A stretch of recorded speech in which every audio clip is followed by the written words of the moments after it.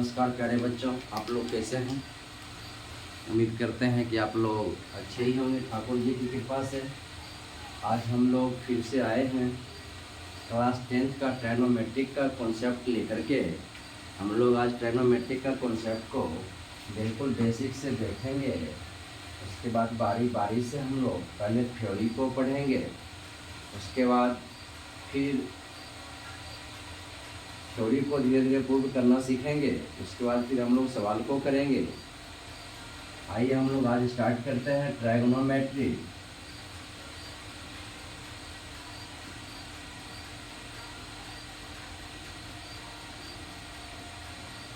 ट्रायगोनोमेट्री को हम लोग हिंदी में त्रिकोणमिति कहते हैं। त्रिकोणमिति कहेंगे किसे? आइए हम लोग इसे सिंपली वे में परिभाषा से परिभाषित करते हैं। परिभाषा कई प्रकार से लोग देते हैं। सभी व्यक्ति परिभाषा अपने अपने हिसाब से रखते हैं। आइए हम लोग पहले परिभाषा को जानेंगे कि गणित की वह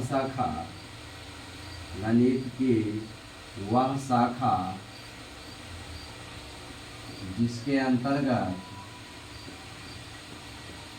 हम लोग किसी समकोण त्रिभुज में किसी समकोण त्रिभुज में गणित की वह शाखा जिसके अंतर्गत हम लोग किसी समकोण त्रिभुज में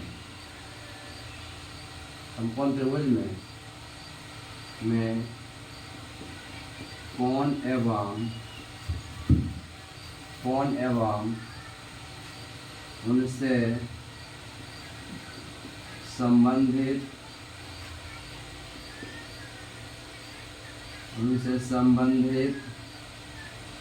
कोण एवं उनसे संबंधित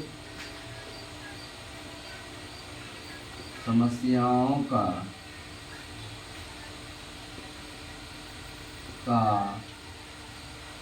कोण एवं उनसे संबंधित समस्याओं का अध्ययन करते हैं तो उसे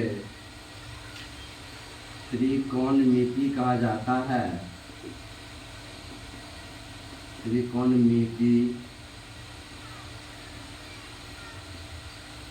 कहा जाता है। इंग्लिश में कहेंगे तो ट्रायगोनोमेट्री।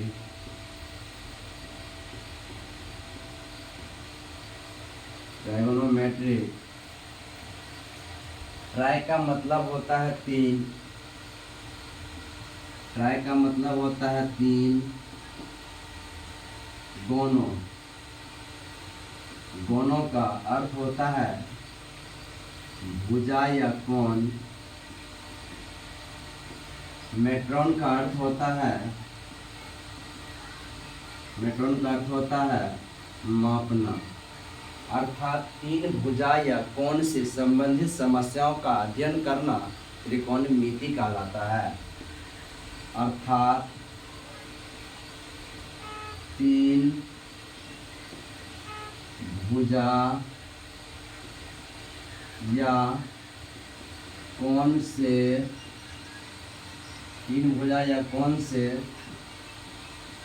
संबंधित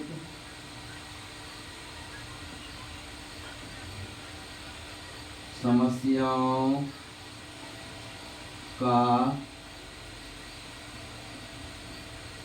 अध्ययन करना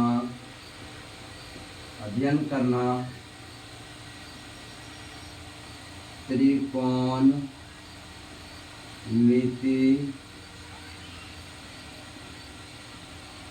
कहलाता है। इसके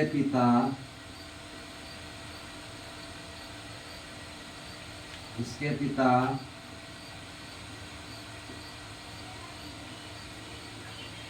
आर्यभट्ट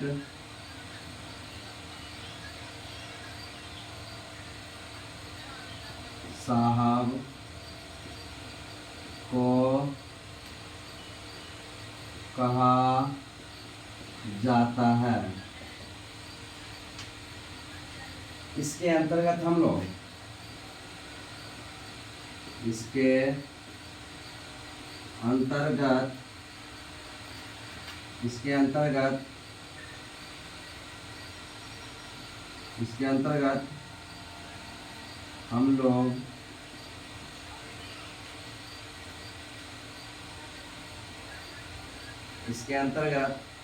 हम लोग एक समकोण त्रिभुज का अध्ययन करते हैं।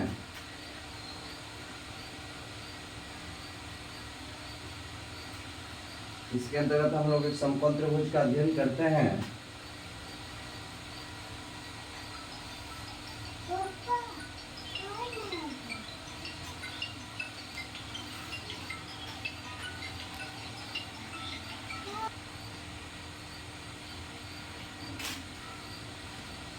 इसके अंतर्गत हम लोग एक समकोण त्रिभुज का अध्ययन करते हैं। यहाँ ये वाला कोण 90 डिग्री होगा और इस कोण को हम लोग थीटा कहेंगे। थीटा के सामने वाले साइड को हम लोग परपेंडिकुलर कहते हैं और समकोण के सामने वाले साइड को हम लोग कर्ण कहते हैं, इंग्लिश में हाइपोटेनियस बोलते हैं। और इसको परपेंडिकुलर को हिंदी होता है लंब, इसे हम लोग शॉर्ट में पी लिखते हैं। और जिस भुजा के साथ कोण बनता है वह त्रिभुज का आधार कहलाता है, इसे इंग्लिश में हम लोग बेस कहते हैं। आधार के लिए बेस बी का प्रयोग करते हैं। तो किसी समकोण त्रिभुज में लंब और कर्ण आपस में इंटरचेंज होता है, लेकिन कर्ण का मान अपरिवर्तित रहता है अकॉर्डिंग टू एंगल के अनुसार। अगर ये एंगल आपस में इंटरचेंज होगा, ये आधार और लंब भी आपस में चेंज होगा। अगर ये एंगल कांस्टेंट रहेगा, एंगल के अनुसार आधार और लंब परिभाषित किया जाएगा। इसीलिए क्लास 10th में एक थ्योरी भी है कि किसी समकोण त्रिभुज में कर्ण का वर्ग अन्य दो भुजा के वर्गों के योगफल के बराबर होता है। इसे हम लोग ज्योमेट्री में प्रूव करेंगे। इससे पहले कि छोटी छोटी बातों को हम लोग यहाँ पे निपट लेंगे, इसे आप लोग वीडियो को रोक करके अपने कॉपी में नोट कर लेंगे। इसके बाद फिर हम आप लोगों को आगे बताते हैं।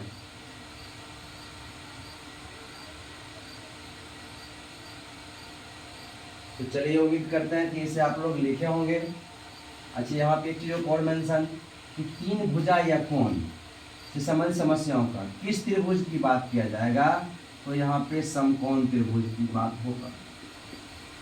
समकोण त्रिभुज ट्राइगोनोमेट्री में मैक्सिमम जो होता है, हम लोग समकोण त्रिभुज का ही अध्ययन करते हैं। चलिए हम अब आगे की ओर देखेंगे। फार्मूला वगैरह था, कुछ परिभाषा था, इसे हम आप लोगों को बोर्ड पर लिखे थे।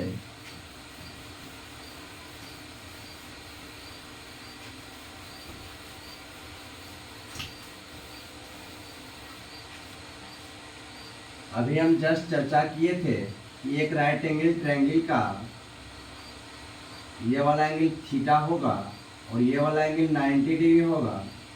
अगर ये वाला एंगल थीटा होगा तो थीटा के जस्ट सामने वाले एंगल जो होता है वह परपेंडिकुलर कहलाता है, हिंदी में लंब कहलाता है। और समकोण के जस्ट सामने वाले हम लोग साइड को हाइपोटेनियस कहेंगे, इंग्लिश में कर्ण कहेंगे, शॉर्ट में एच लिखेंगे। जिस भुजा के साथ कोण बनता है वह त्रिभुज का आधार कहलाता है। आधार के लिए हम लोग बेस का प्रयोग करते हैं। यह एक राइट एंगल ट्रायंगल है। अब ये एक बात को नोट करके आप लोग कॉपी में लिखेंगे। नोट में क्या लिखेंगे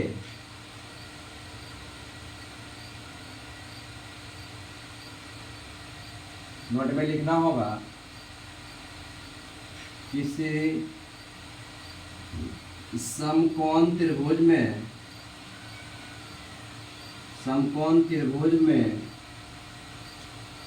किसी समकोण त्रिभुज में लंब और आधार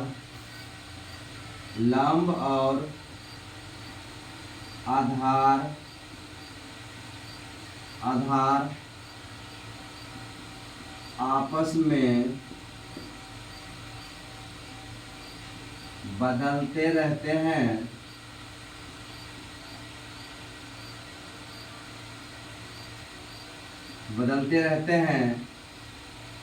कोण के अनुसार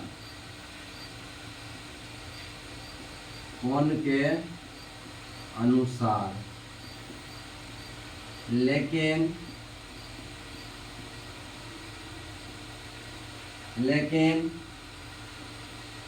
कर्ण का मान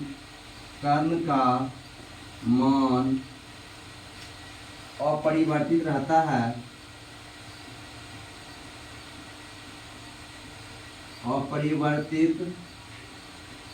है, ये आपस में चेंज नहीं होता है। या क्यों कर्ण का मान नहीं बदलता है? तो कर्ण का मान इसलिए नहीं बदलता है क्योंकि एक थ्योरी होता है क्लास 10th में, ज्योमेट्री में हम लोग उसका स्टडी करते हैं, उसको वहाँ पे हम लोग प्रूव भी करते हैं कि किसी समकोण त्रिभुज में कर्ण का वर्ग अन्य दो भुजा के वर्गों के योग के बराबर होता है। दोनों साइड वाला का वर्ग जो होगा, ये कर्ण जो बड़ा वाला साइड होगा, इस दोनों के वर्ग का योग इसके वर्ग के योग के बराबर होता है। यानी ये वाला दोनों भुजा का वर्ग का जोड़ होगा ये वाला भुजा का वर्ग, इसलिए ये कर्ण वाला भुजा आपस में बड़ा होता है। दोनों भुजा से ये कर्ण वाला भुजा क्या होता है? बड़ा होता है। अब देखिए मन चला जाए, यहाँ पे इसका नाम रखते हैं ए बी सी। अगर बी सी भुजा के साथ और ए सी भुजा के साथ अगर थीटा कोण बन रहा, इसके सामने वाला भुजा लंब ए सी कहलाएगा, और समकोण सामने वाला भुजा सॉरी ये ए बी जो होगा ए बी इसका लंब कहलाएगा, और समकोण सामने वाला भुजा ए सी जो होगा ये इसका हाइपोटेनियस कहलाएगा, कर्ण कहलाएगा। बी सी और ए सी जिस भुजा के साथ कोण बनता है वही त्रिभुज का बेस कहलाता है, यानी आधार कहलाता है। अब इसी त्रिभुज को यहाँ पर देखेंगे इस प्रकार से, यहाँ वाला कोण 90 डिग्री होगा, इसका नाम ए होगा, इसका नाम बी होगा, इसका नाम सी होगा। अगर यहाँ पे इस बार कौन सी थीटा बन रहा था, लेकिन यहाँ पे चेंज कर देते हैं एंगल को, यहाँ पे एंगल थीटा बनेगा ए। तब आप यहाँ बताइएगा कि लंब कौन सा होगा, आधार कौन सा होगा, कर्ण कौन होगा, यहाँ पे फाइंड करेंगे। तभी हमने आपको लिखाए थे अकॉर्डिंग टू कोण के अनुसार जो होता है लंब और आधार आपस में इंटरचेंज करता है। जैसे यहाँ पे थीटा कौन था, थीटा सामने वाला भुजा लंब कहलाया, समकोण सामने वाला भुजा कर्ण कहलाया, जिस भुजा का समकोण बना त्रिभुज का आधार कहलाया। लेकिन यहाँ पे एंगल को मैंने चेंज कर दिया, जो एंगल यहाँ पे सी बन रहा था वहाँ पे सी नहीं बनाकर एंगल ए बन रहा। अब एंगल ए बनेगा, एक जस्ट बताए थे किसका परिभाषा कि थीटा के सामने वाला जो साइड होता है उसे हम लोग परपेंडिकुलर बोलेंगे, यानी लंब हो जाएगा यहाँ पे नीचे वाला साइड, जिसे आप बेस के रूप में देखते हैं। अकॉर्डिंग टू कोण के अनुसार ये लंब हो रहा है, समकोण सामने वाला जो भुजा है ये कर्ण हो रहा है, इसमें नो चेंज, ये जैसे तैसे रह जाएगा। लेकिन ए बी और ए सी जिस भुजा के साथ कोण बनता है आधार वो कहलाता है, ये हो गया आधार, इसे हम लोग बेस कहते हैं। क्या कहते हैं? बेस। आशा करते हैं ये आपका चित्र, दोनों चित्र के हिसाब से आपका ये कॉन्सेप्ट क्लियर हुआ होगा। यदि आपका ये कॉन्सेप्ट क्लियर हो गया होगा तो सवाल को बनाने में वहाँ आपको आसानी होगा, ज़्यादा भारी नहीं लगेगा। होता क्या कि बच्चा की ये चीज़ें समझ में जब नहीं आता है, कभी कभी सवाल में साइन ए कह देगा, कभी कभी सवाल में साइन ए की जगह पर मान चलिए कि साइन सी कह देगा, तो वहाँ मामला फंस जाता है।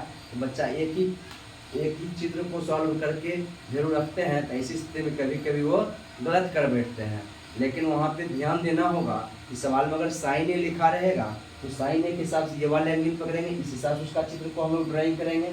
अगर साइन सी की बात करेगा तो इसके हिसाब से ये चित्र को ड्राइंग करेंगे। ये देखना होगा कि सवाल में किस एंगल की चर्चा किया है, जिस एंगल की चर्चा किया होगा उस एंगल के हिसाब से हम लोग चित्र को बनाएंगे। आइए हम लोग अब थोड़ा सा इसके आगे हम लोग देखेंगे कि त्रिकोणमिति के कुछ निष्पत्ति होता है, हम लोग इसे देखेंगे। मैं आशा करता हूँ कि इसे आप लोग अपने कॉपी में नोट कर लें या स्क्रीनशॉट कर लें, उसके बाद आप अपने कॉपी में नोट करके लिखेगा। बिल्कुल बेसिक सी छोटी छोटी चीज़ को बताएंगे, आपको प्रूफ करके बताएंगे ताकि आपको समझ में बिल्कुल आएगा। मेरा प्रयास ही है कि अपने क्षेत्र के बच्चों को जहाँ तक हमसे जो बन पड़े शिक्षा के क्षेत्र में, मैं प्रयास करता हूँ कि आप लोगों को जरूर दें।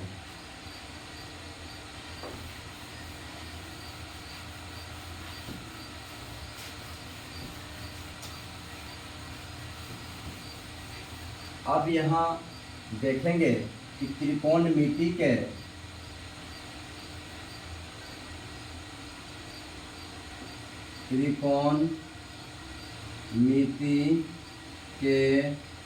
छह निष्पत्तियाँ होती है। छह निष्पत्तियाँ होती है। त्रिकोणमिति की कितनी निष्पत्तियाँ होती है? 6 निष्पत्तियाँ होती है। देखेंगे कि कौन कौन सा निष्पत्ति 6 होता है। पहला लिखेंगे हम लोग साइन थीटा, दूसरा लिखेंगे हम लोग कॉस थीटा, तीसरा हम लोग लिखेंगे टेन थीटा, चौथा हम लोग लिखेंगे कोसेक थीटा, पांचवा हम लोग लिखेंगे सेक थीटा, छठा हम लोग लिखेंगे कॉट थीटा। अब आप बताइएगा इस सब के बराबर फार्मूला होता है। फार्मूला तो याद करने का कई तरीका होता है, बनाने का भी कई तरीका होता है। यहाँ पे हम लोग एक समकोण त्रिभुज बनाएंगे, उसके हिसाब से हम लोग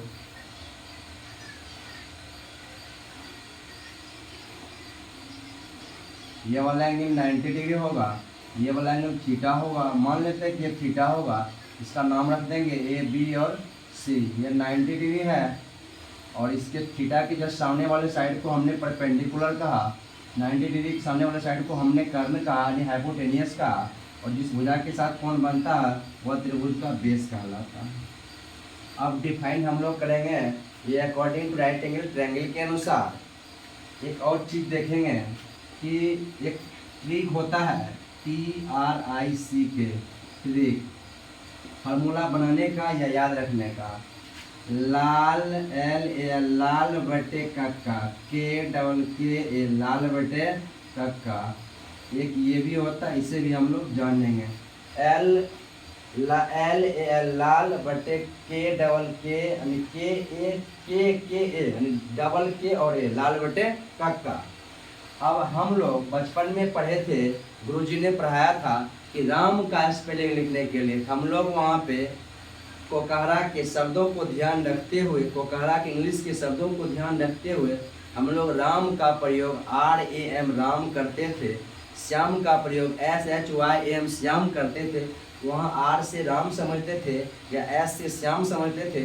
उसी प्रकार से हम लोग यहाँ पे L से लम समझेंगे, K से कर्ण समझेंगे। लंब और कर्ण, इसे हम लोग बोलते हैं साइन थीटा।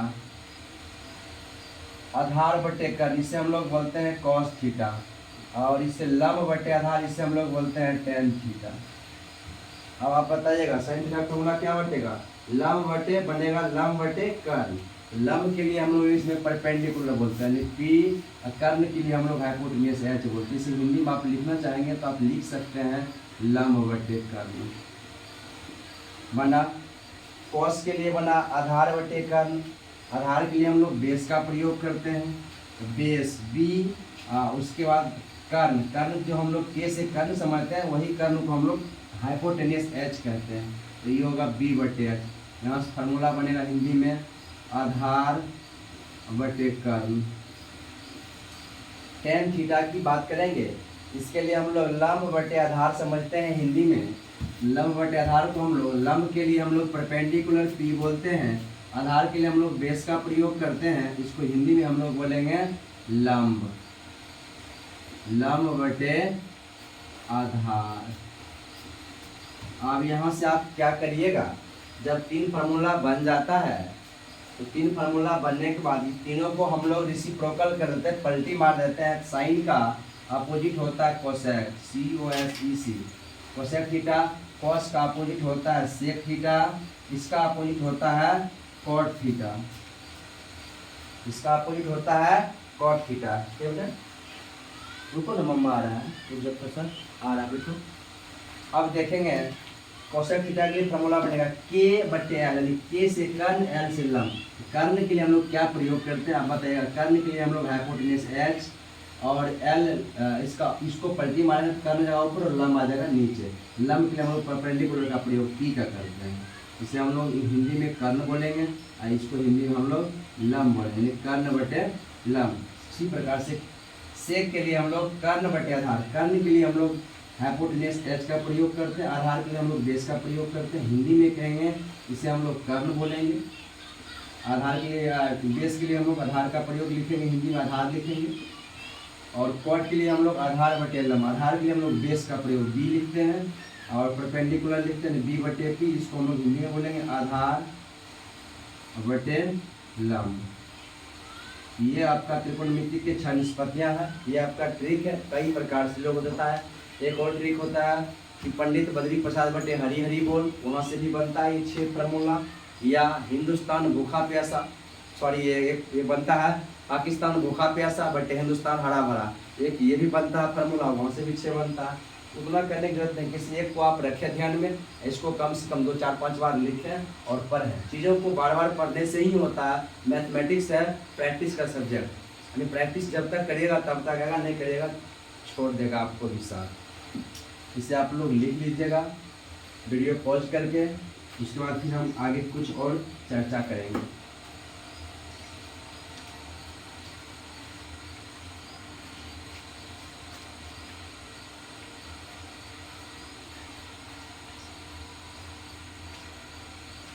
चलिए, तो आशा करते हैं कि आप ये 6 फार्मूला लिख लिए होइएगा।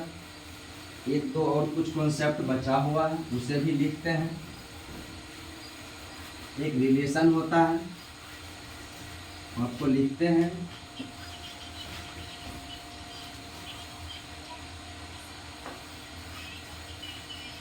रिलेशन क्या होता है, किसी समकोण त्रिभुज में कर्ण का वर्ग अन्य 2 भुजा के वर्गों के योगफल के बराबर होता है। ये थ्योरी है क्लास 10 में ज्योमेट्री से, जब ज्योमेट्री जिसमें पढ़ाएंगे उसमें थ्योरी को प्रूव करेंगे। अभी थ्योरी के अनुसार से वहाँ से फॉर्मूला जनरेट होकर के निकलता है, यानी फार्मूला निकलता है, यानी h² बराबर p² प्लस b²। ये फार्मूला है, इससे ही 3 फार्मूला निकलता है और इस फार्मूला का जरूरत पड़ता है बहुत ज़्यादा। रेशियो निकालने में वहाँ पे जरूरत पड़ता है, वैल्यू को फाइंड आउट करने में इस फार्मूला का। ये कर्ण स्क्वायर बराबर लंब स्क्वायर जो आधार स्क्वायर। अगर सवाल की पहला फार्मूला बना, अगर सवाल में मान चलिए कि लंब और आधार दिया रहेगा, आप h इससे निकाल सकते हैं। यदि सवाल में मान चलिए कि आपसे परपेंडिकुलर का मान पूछा जाएगा, p² बराबर और h² दिया रहेगा और आधार दिया रहेगा, तो यहाँ से क्या करेगा, कर्ण स्क्वायर में से आधार स्क्वायर को घटा दीजिएगा। एक फार्मूला यहाँ से ये भी बन के तैयार होता है। तीसरा फार्मूला ये होता है, अगर मान चलिए कि b का स्क्वायर, यानी आपको बेस पूछेगा और सवाल में आपको दिया रहेगा कर्ण का मान और सवाल में आपको दिया रहेगा परपेंडिकुलर का मान, तब यहाँ से बेस निकाल सकते इस फार्मूला से। और ये तीनों फार्मूला अपने आप में बेहतर फार्मूला है, इसे एक नज़र आप जरूर दोहराइएगा। अब जो है इसके बाद जो है हम लोग कुछ त्रिकोणमिति के रेसिप्रोकल फार्मूला को देखेंगे। आइए हम लोग देखते हैं। साइन थीटा का एक फार्मूला होता है रेसिप्रोकल फार्मूला, 1 कोसेक थीटा। जब दोनों को मल्टीप्लाई कर लेते हैं तो यहाँ से एक फार्मूला आता है sine theta into cosec theta बराबर 1। ये भी फार्मूला अपने आप में अच्छा है, सिद्ध करने में इस फार्मूला का जरूरत पड़ता है। दूसरा फार्मूला आता है कॉस थीटा बराबर, तो कॉस का रेसिप्रोकल फार्मूला होता है 1 सेक थीटा। अब जब कॉस और सेक का मल्टीप्लाई करोगे, ये आ जाता है cos theta into sec theta, इसका भी वैल्यू आ जाता है 1। यहाँ से ये भी एक फार्मूला होता है। अगला फार्मूला यहाँ से ये भी निकलता है कि टेन थीटा का फार्मूला पूछेगा, रेसिप्रोकल फार्मूला क्या होता है, 1 cot थीटा होता है। जब इन दोनों को गुणा करेंगे, इसको इससे करेंगे और इसको इससे करेंगे, यहाँ से एक फार्मूला आता है tan theta into cot theta बराबर 1। यहाँ से एक फार्मूला ये भी जनरेट होता है। ये भी फार्मूला अपने आप में बहुत अच्छा है। फिर फार्मूला ये होता है, इसे हम लोग रेसिप्रोकल फार्मूला बोलते हैं। अब चलिए कि साइन थीटा बराबर पूछेगा तो 1/2 कोसेक, कभी कभी आपसे पूछेगा कोसेक थीटा बराबर क्या होता है, 1/sin हो जाएगा। इसी 3 को पलटी मार देंगे, ये 3 आ जाएगा। या आप निकालना चाहेंगे तो इसे निकालना चाहेंगे तो इसे लिख सकते हैं कि कोसेक थीटा बराबर, कोई पूछे कैलकुलेटर में आपसे कैलकुलेटर में कोई कोसेक थीटा का व्युत्क्रम फार्मूला पूछे तो होगा 1/sin थीटा। वही बात है यहाँ। अगर यहाँ सेक थीटा की फार्मूला पूछेगा आपसे, सेक थीटा का व्युत्क्रम क्या होगा, 1/cos थीटा होगा। यहाँ पूछेगा कॉट थीटा का व्युत्क्रम फार्मूला, यहाँ होगा 1/tan थीटा। फिर इसको मल्टीप्लाई करना तो ये आपका मिल ही जाता है। उसके बाद एक और मॉडल फार्मूला होता है, मॉडल फार्मूला,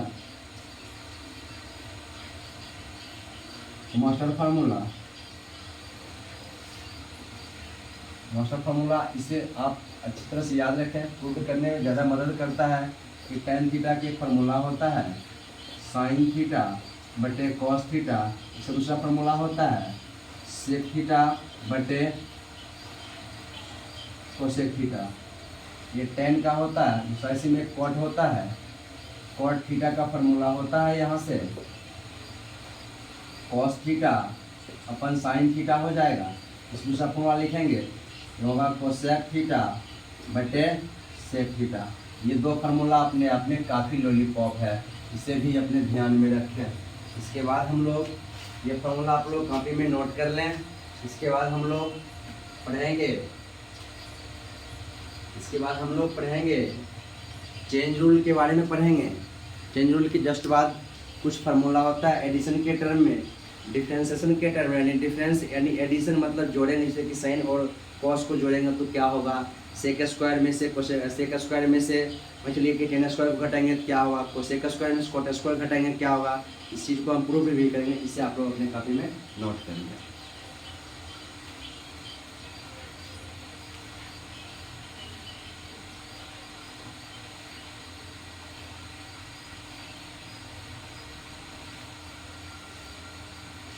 चलिए उम्मीद करते हैं फार्मूला आप लोग अपने कॉपी में नोट किए होइएगा।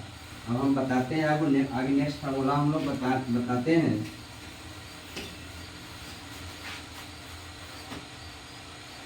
थोड़ा सा कुछ थ्योरेटिकल बातों को पढ़ने में टाइम लगता है, फिर हम लोग सवाल पे आ जाएंगे तो उतना दिक्कत नहीं होगा।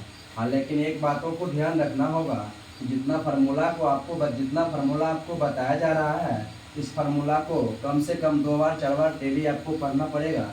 जितना अच्छा से पढ़िएगा उतना अच्छा से फार्मूला आपको ध्यान में रहेगा, उस समय सवाल को सॉल्व करने में काफ़ी सहूलियत होगी। चलिए अब हम लोग चेंज रूल को देखते हैं। चेंज रूल क्या होता है इसे देखेंगे। साइन थीटा चेंज करता है कॉस थीटा में और कॉस चेंज करता है साइन में। पहला फार्मूला यहाँ से बनेगा, यानी इससे 1 बनेगा, इससे 1 बनेगा, यानी 1 से 2 बनेगा। उसी प्रकार से tan थीटा चेंज करेगा कॉट थीटा में और कॉट चेंज करेगा tan में। सेक थीटा चेंज करेगा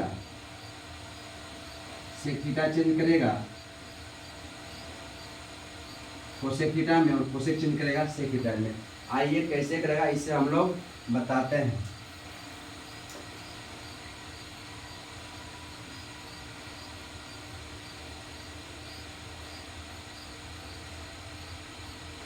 यहाँ पे जो डिग्री होगा 90 डिग्री होगा, यहाँ 180 डिग्री होगा, यहाँ 360 डिग्री होगा। ये क्वाड्रेंट है, इसे हम लोग फर्स्ट क्वाड्रेंट बोलेंगे, इसे हम लोग सेकेंड क्वाड्रेंट बोलेंगे, इसे हम लोग थर्ड क्वाड्रेंट बोलेंगे, इसे हम लोग फोर्थ क्वाड्रेंट बोलेंगे। यहाँ से एक और टेक्निक होता है, इसे हम लोग ASTC भी बोलते हैं। शॉर्ट में याद करने का ट्रिक होता है ASTC ट्रिक याद होता है। ए का मतलब होता है ऑल मतलब होता है सभी। तो त्रिकोणमिति जो 6 निष्पत्तियाँ होता है, फर्स्ट क्वाड्रेंट में 6 का 6 निष्पत्तियाँ पॉजिटिव होगा। वही हम सेकेंड क्वाड्रेंट की बात करेंगे, सेकेंड क्वाड्रेंट में साइन होगा और साइन का अपोजिट होता है कोसेक। तो साइन और साइन का अपोजिट कोसेक, साइन थीटा इसका अपोजिट कोसेक थीटा, ये दोनों आपस में पॉजिटिव होता है। बाकी 4 का 4 निष्पत्ति इसमें नेगेटिव होता है। उसी प्रकार से थर्ड क्वाड्रेंट की बात करेंगे। थर्ड क्वाड्रेंट में टेन और कॉट पॉजिटिव होगा, टेन थीटा और कॉट थीटा ये पॉजिटिव होगा, ये पॉजिटिव होगा। बाकी 4 का 4 निष्पत्तियाँ इसमें नेगेटिव होगा। उसी प्रकार से हम लोग कॉस थीटा, कॉस का अपोजिट होता है सेक थीटा, ये दोनों का दोनों वैल्यू पॉजिटिव होगा। चेंज करने पर वैल्यू जाएगा उसमें पॉजिटिव साइन के साथ आएगा। बाकी 4 जो आएगा त्रिकोणमितीय निष्पत्तियाँ इस क्वाड्रेंट में यानी फोर्थ क्वाड्रेंट में, इसमें 4 नेगेटिव होगा। ये एक बेहतरीन ट्रिक है, इसे आप याद रखें। और कई सारे ट्रिक है। लोग बोलते हैं कि ऑल स्टूडेंट टू कॉलेज या एड शुगर टू कॉफी, याद करने का सबका अपना अपना तरीका होता है, अपने अपने तरीका से लिखते हैं। मुझे तो सबसे बेस्ट तरीका ये है, तो आप इसे ASTC याद रखें। ए से ऑल मतलब सभी होता है, एस का मतलब साइन समझेंगे, साइन का अपोजिट होता है कोसेक, साइन और कोसेक होगा सेकंड क्वाड्रेंट में पॉजिटिव। बाकी 4 जो बचेगा उधर त्रिकोणमितीय निष्पत्तियाँ वो नेगेटिव होगा। उसी प्रकार हम थर्ड क्वाड्रेंट की बात करेंगे। थर्ड क्वाड्रेंट में टेन का अपोजिट होता है कॉट, टेन और कॉट पॉजिटिव होगा, बाकी सारा नेगेटिव होगा। उसी प्रकार से हम लोग फोर्थ क्वाड्रेंट की बात करेंगे। फोर्थ क्वाड्रेंट में होगा कॉस और कॉस का अपोजिट होता है सेक, ये दोनों वैल्यू पॉजिटिव होगा, बाकी सारा वैल्यू नेगेटिव होगा। अब आइए इसके सहायता से हम लोग यहाँ से फार्मूला, ढेर सारे फार्मूला निर्माण होता है, लेकिन उतना नहीं पढ़ना जितना से काम चल जाए क्लास 10 में, उतना ही पढ़ना है, उससे ज़्यादा नहीं पढ़ना है। फिर क्लास 11 का, जिसमें हम लोग क्लास 11 का ट्रायगोनोमेट्री पढ़ाएंगे, वहाँ पे एक चीज़ को फिर से वहाँ पे खोल करके दिखाएंगे आप लोगों को। आइए हम लोग यहाँ 0 डिग्री 90 डिग्री, यहाँ 90 डिग्री है, बता दीजिए यहाँ से 90, यहाँ 90, यहाँ 90 टोटल हो जाता है 180, यहाँ हो जाता है 227 हो जाता है, 270 हो जाता है। और यहाँ से 9 किया और यहाँ जाता है 360 डिग्री होता है, यहाँ पे 270 डिग्री होता है। तो एक्स लाइन ही चेंज होता है, but Y line, X line no change, Y line change होता है। एक्स लाइन नो चेंज होता है, वाई लाइन चेंज होता है। हम लोग यहाँ से निकालेंगे formula sign 90 degree minus theta. आप देखेंगे, आप बताइएगा 90 डिग्री यहाँ से यहाँ तक 90 डिग्री आया, 90 डिग्री आया, वाई लाइन को टच किया, अब माइनस थीटा थोड़ा सा होगा वैल्यू, मान लेते हैं यहाँ से यहाँ तक 90 डिग्री आया और यहाँ से यहाँ तक 90 डिग्री आया, थोड़ा सा इधर घसक गए, ये कौन थीटा, इधर बचता कितना है 90 डिग्री माइनस थीटा, बचेगा 90 डिग्री माइनस थीटा। और लेंगे 90 डिग्री यहाँ से यहाँ तक, इसमें ये वाला कौन थीटा है, बचा हुआ क्या 90 डिग्री माइनस थीटा, तो साइन 90 माइनस थीटा, तो ये चेंज करेगा किसमें, साइन चेंज करता है कॉस थीटा में। उसी प्रकार से दूसरा फॉर्मूला निकालेंगे, कॉस 90 डिग्री और माइनस थीटा, तो कॉस चेंज करता है साइन थीटा में। यहाँ जो भी रहेगा थीटा वैल्यू वहाँ पे पुट कर देंगे, यहाँ जो रहेगा वही यहाँ लिखाएगा। फॉर्मूला नंबर 3 होगा कि tan 90 डिग्री माइनस थीटा, तो tan 90 माइनस थीटा ये होता है कॉट, थीटा जो वैल्यू रहेगा वही यहाँ पे छाप देंगे। चौथा फॉर्मूला होगा कॉट 90 डिग्री माइनस थीटा, इसे हम लोग कहेंगे tan, थीटा वैल्यू यहाँ पे जो रहेगा उसे छाप देंगे। 4 फार्मूला बना, 2 फार्मूला यहाँ पे। 5वां फार्मूला हो जाएगा कोसेक 90 डिग्री माइनस थीटा। बताइएगा कोसेक चेंज किसमें करता है, कोसेक सेक में, हो जाएगा सेक थीटा जो भी हो जाएगा उतार देंगे। छठा फार्मूला हो जाएगा सेक थीटा, सेक 90 डिग्री या माइनस थीटा, सेक चेंज करेगा किसमें, सेक करेगा कोसेक में, कोसेक थीटा। ये हो गया आपका 6 चेंज रूल के आधार पर 6 फार्मूला बना। इस फार्मूला का उपयोग हम लोग 8.2 में करते हैं, 8.2 या 8.3 में करते हैं, इस फार्मूला का अप्लाई करते हैं। जब क्लास 10 का मैथ बनाते हैं तो 8.3 में इस फार्मूला का उपयोग होता है। इसके बाद ये आप लोग लिख लीजिएगा। ऑनलाइन में आए हैं फर्स्ट टाइम, थोड़ा सा ऊपर नीचे हो सकता है, इसके लिए क्षमा प्रार्थी हैं। कहीं सा कुछ हो सके मिस्टेक तो बोलिएगा, त्रुटि जहाँ लगेगा बोलिएगा, नेक्स्ट वीडियो में उसको प्रयास किया जाएगा सुधारने का, क्योंकि फर्स्ट टाइम में कैमरा पे आकर के पढ़ाना, क्लास में ऐसे पढ़ाना, दोनों में अंतर हो जाता है। फिर धीरे धीरे ये सब चीज़ धीरे ठीक हो जाएगा। 2 4 5 10 दिन पढ़ाएंगे, ये सब चीज़ ठीक हो जाएगा। इसे आप लोग नोट कर लीजिए। कुछ और फॉर्मूला बचा हुआ है, करवा देते हैं, उसके बाद हम लोग चलेंगे बुक की ओर।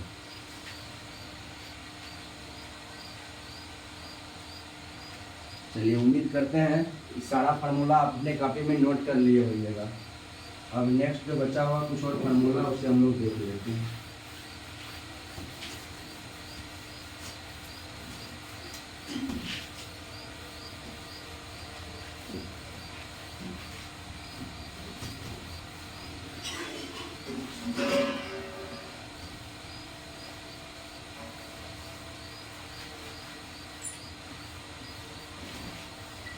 थोड़ा सा वीडियो इसमें लंबा हो गया होगा, कि इसलिए लंबा हो गया होगा कि मैं प्रयास करता हूँ कि एक ही क्लास में सारा थ्योरी को सॉर्ट आउट कर लें, फार्मूला लिख दें, ताकि आप कुछ चीज़ को बार बार देखिएगा और फार्मूला लिखा हुआ रहेगा, सीधा हम सवाल पे चर्चा करेंगे। तो कुछ और फार्मूला है, हम लोग देखेंगे। फार्मूला होता है sine square theta plus cos square theta, इसका वैल्यू 1 होता है। यहाँ से हम लोग फिर फार्मूला बनवा चाहेंगे कि साइन स्क्वायर थीटा बराबर, आप लिखिएगा 1 प्लस में कॉस स्क्वायर है, घटा लेंगे, कॉस स्क्वायर थीटा माइनस में आ जाएगा। एक फार्मूला यहाँ से बनता है। यदि आपको कोई पूछे कि कॉस स्क्वायर थीटा बराबर क्या होगा, 1 प्लस में साइन है, इसे आप उठा कर लाइएगा इस साइड, माइनस में साइन स्क्वायर थीटा, यहाँ से एक फार्मूला बन के ये भी तैयार होता है। दूसरा अब यहाँ से बनता है sec square theta minus tan square theta बराबर 1, एक फार्मूला यहाँ से ये होता है। अगर आपसे कैलकुलेटर में कोई पूछे कि सेक स्क्वायर थीटा बराबर क्या होगा, तो 1 माइनस में टेन स्क्वायर है, इसको लाएंगे इसे उठा करके तो प्लस में आ जाएगा ये टेन स्क्वायर थीटा, एक फार्मूला यहाँ से ये भी बन जाता है। दूसरा हो जाता है टेन स्क्वायर थीटा बराबर, टेन स्क्वायर थीटा बराबर आपसे कोई पूछे माइनस में टेन स्क्वायर है, इसको भेजेंगे साइड में प्लस में हो जाएगा, प्लस में उठा के लाएंगे साइड माइनस में, यानी यहाँ होगा सेक स्क्वायर थीटा माइनस 1, ये फार्मूला बन के ये भी तैयार हो जाता है। इस सारा का सारा फार्मूला आपको प्रूफ करने में मदद करेगा। सारा का सारा फार्मूला जब हम प्रूफ करेंगे ना, वहाँ पे फार्मूला बहुत ज़्यादा कारगर साबित होगा। तीसरा एक और फार्मूला बनता है यहाँ से, और sec square theta minus cot square theta बराबर 1 होता है। अब यहाँ से एक फार्मूला ये भी होता है। यहाँ से कोई टाइम आपको कोई पूछेगा कोसेक स्क्वायर थीटा बराबर क्या होता है, तो आप बोलेगा 1 माइनस में कॉट स्क्वायर को उठा लाएंगे, प्लस में कॉट स्क्वायर थीटा हो जाएगा। ये फार्मूला बन के ये भी तैयार होता है। तो टाइम आपसे कोई पूछेगा कि कॉट स्क्वायर थीटा बराबर क्या होगा, 1 क्या होगा कॉट स्क्वायर थीटा बराबर, आप बोलेगा माइनस में कॉट स्क्वायर थीटा उठा ले जाऊँ साइड प्लस में होगा, और प्लस वाले उठा के लाएंगे साइड को माइनस में, यहाँ से फार्मूला बन के आएगा कोसेक स्क्वायर थीटा माइनस 1। एक फार्मूला ये भी बन के आपको तैयार हो गया। इसके बाद मुझे नहीं लगता है और कोई फार्मूला की जरूरत पड़ेगी आपको क्लास 10th वाले बुक बनाने में। मेरे हिसाब किताब से तो लगभग सारा फार्मूला हो गया। कुछ एल्जेब्रिक फार्मूला वगैरह की यदि आप ध्यान रखना चाहते हैं आप रख सकते हैं, लेकिन मेरे हिसाब से इतना कर लेने से फार्मूला को त्रिकोणमिति लगभग समाप्त हो जाता है। एक जो छूट गया मान साइड, उसे भी अभी देख ही लेते जस्ट, इसे आप लोग नोट कर लेंगे कॉपी में, वीडियो पॉज करके। चलिए, हम आशा करते हैं कि आप इसे लिख लिए होइएगा या स्क्रीनशॉट कर लिए होइएगा, और हम आगे बताते हैं आपको।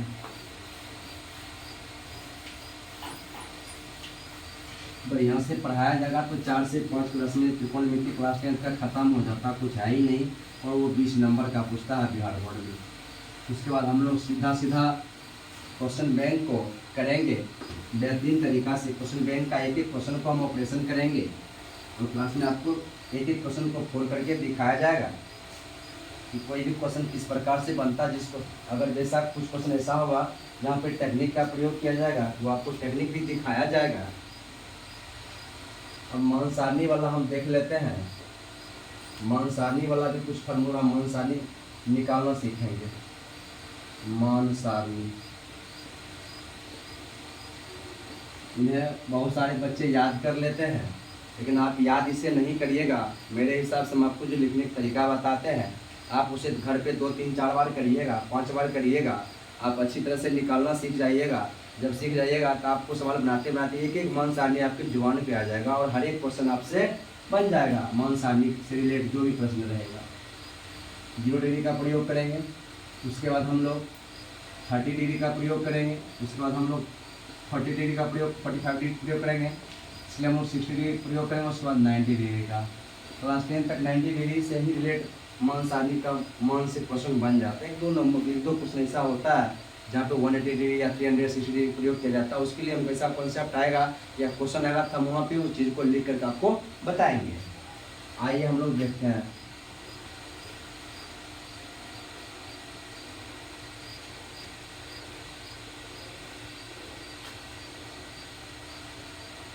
यहाँ पे हम लोग कौन दर्शा देंगे, ए लिखिए या चाहे थीटा लिख लीजिए। अब क्या करना होगा, 0 लिखिए, 30 लिखिए, 45 लिखिए, 60 डिग्री लिखिए, 90 डिग्री लिखिए। इसके लिए हमको लिखना होगा पूर्ण संख्या से नंबर को लिखना शुरू करते हैं। 0 लिखेंगे, 1 लिखेंगे, 2 लिखेंगे, 3 लिखेंगे, उसके बाद 4 लिखेंगे।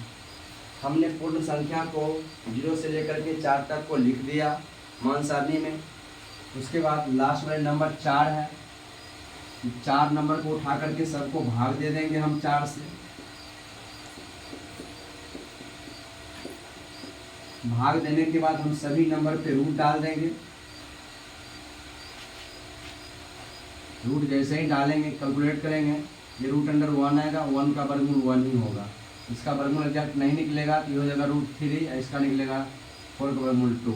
ये काटेंगे, 2 का कम 2, 2 तो 4, 1 ऊपर नीचे 2, 1 का वर्गमूल 1 होगा, √2 वर्गमूल √2 ही रह जाएगा।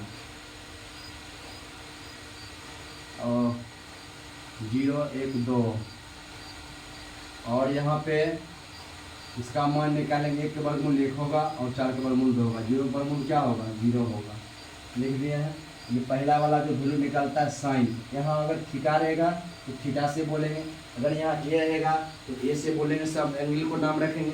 अगर अल्फा रहेगा तो अल्फा से सब एंगल का नामकरण करेंगे। अगर यहाँ बीटा रहेगा तो बीटा से नामकरण करेंगे। जो रहेगा उसके हिसाब से एंगल को हम लोग नामकरण करेंगे। हमें यहाँ पे साइन थीटा का प्रयोग करते हैं, साइन थीटा। थीटा के रूप में मैंने 0 डिग्री रखा, साइन 0 डिग्री का वैल्यू क्या हुआ, 0। साइन 0 का वैल्यू 0। अब यहाँ पे रखेंगे साइन 30 का वैल्यू 1/2, साइन 30 का वैल्यू 1/2, साइन 30 का वैल्यू 1/2, साइन 45 का मान 1/√2, साइन 50 डिग्री का मान कितना हुआ, 1/√2, साइन 60 डिग्री का मान कितना हुआ, √3/2, साइन 60 डिग्री वैल्यू कितना हुआ, √3/2, साइन 90 डिग्री वैल्यू कितना होगा, 1 होगा। ये आपका साइन का मान मिला। जैसे ही साइन का मान मिलेगा, साइन के सारे वैल्यू को रिवर्स करके लिखेंगे, अपोजिट करके पीछे से लिखेंगे आगे की ओर, वहाँ से मुझे कॉस का वैल्यू प्राप्त हो जाता है। कॉस थीटा, यहाँ पे थीटा लिख सकते हैं आप चाहेंगे तो। अब देखिए कॉस का वैल्यू निकालना होगा तो कॉस थीटा बराबर कि जितना भी वैल्यू यहाँ लिखे सारे वैल्यू को अपोजिट करके उल्टा करके लिख देते हैं। यहाँ पे जैसे क्या है 1, यहाँ 1 लिखेंगे। यहाँ क्या है भैया √3/2, ये उतार देंगे। यहाँ इसको एज ए जस्ट लिखेंगे। यहाँ क्या है 1/2 लिखेंगे। यहाँ क्या है 0 लिखेंगे। अब देखिए कॉस का वैल्यू आराम से मिल गया है।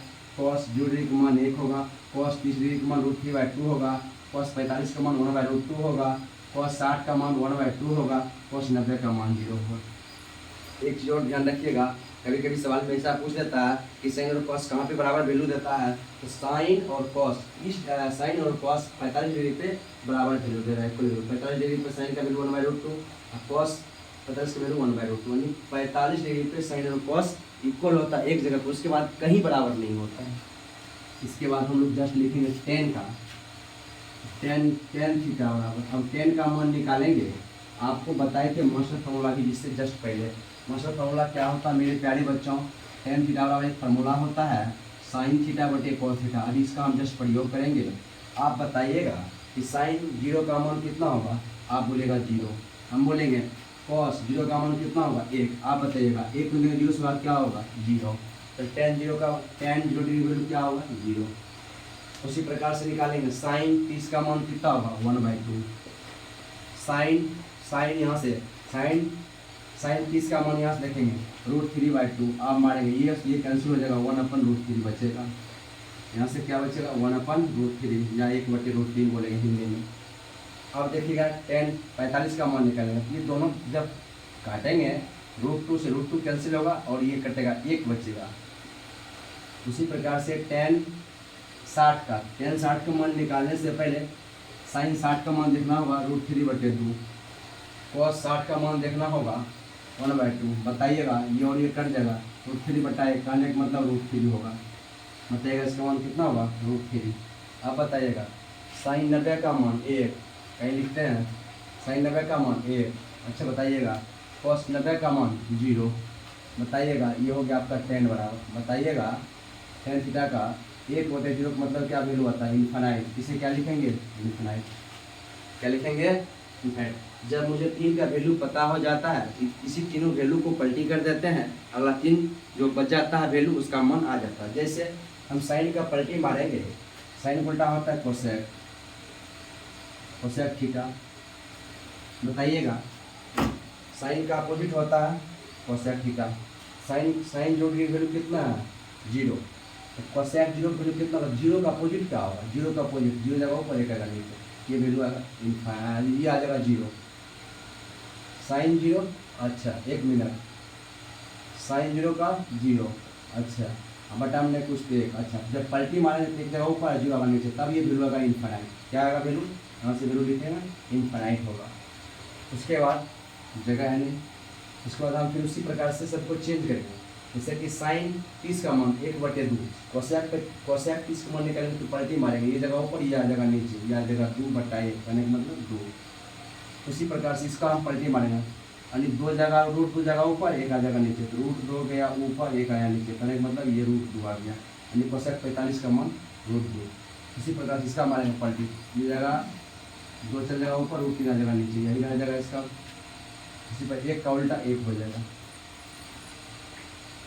अब आप बताइएगा कोसेक तक है, अब निकालना है मुझे सेक का निकालना। सेक थीटा बराबर सेक कॉस, सेक जो होगा कॉस का उल्टा होगा, कॉस का उल्टा क्या होता है सेक होता है, कॉस 1 उल्टा 1 होगा। अच्छा इसका उल्टा ये जगह ऊपर ही आ जाएगा नीचे, 2/√3, सीधा पलटी मार देंगे मिल जाएगा सारा वैल्यू। रूट 2 गया ऊपर 1 आएगा नीचे, ये रूट 2 हो जाएगा। इसको पलटी मारेंगे 2 गया ऊपर 1 आ गया नीचे, यानी 2 हो गया। इसको 0 को उल्टा अपोजिट, अच्छा 0 को उल्टा अपोजिट, 0 जब 0 को पलटी मारेंगे तो इन्फिनिट मिलेगा, और इन्फिनिट का अपोजिट होता है 0, याद रखिएगा। उसके बाद हो जाता है एक कॉट थीटा, कॉट हो जाता है भैया टेन का उल्टा। अब कॉट 10 का उल्टा होता है, तो देखो 10 0 डिग्री का मान होता है 0, कॉट 0 का मान क्या होगा 0 पलटी मारेंगे, सर बताए थे कि इन्फिनिट होगा। उसके बाद कॉट 30 डिग्री का मान देखेंगे, तो कॉट 30 डिग्री का मान देखने से पहले tan 30 को देखेंगे मेरे प्यारे बच्चों, तो इसका है 1/√3, पलटी मारे √3 गया ऊपर 1 आ गया नीचे, ये करेक्ट मतलब √3 हो जाएगा। उसी प्रकार से कॉट 45 का मान देखेंगे, कॉट 45 का मान देने से पहले tan 45 का मान 1 उल्टा 1 ही होता है, कोई फर्क नहीं पड़ेगा इसमें। अब देखो कॉट 60 का मान निकालने से पहले tan 60 देखना होगा, tan 60 का मान √3, इसका अपोजिट होगा 1/√3। उसके बाद कॉट 90 का मान, कॉट 90 का मान देने से पहले tan 90 का वैल्यू इन्फिनिट होता है, तो इसका अपोजिट होता है 0। आशा करते हैं कि ये सभी चीज़ जो आज मुझे इस क्लास में थ्योरेटिकल के टर्म में बताना चाहिए था, मैंने आप लोगों को बता दिया। और आशा करते हैं कि सारे फार्मूला को आप लोग 2 बार 4 बार 5 बार 10 बार लिखें, उन्हें पढ़ें। जितना फार्मूला आपको बेहतर तरीक़ा से याद रहेगा, जिस समय सवाल को सॉल्व करेंगे आपको सवाल एक बार में आपको ब्रेन में सवाल सेव होगा। आशा करते हैं कि फार्मूला तब तक आप लोग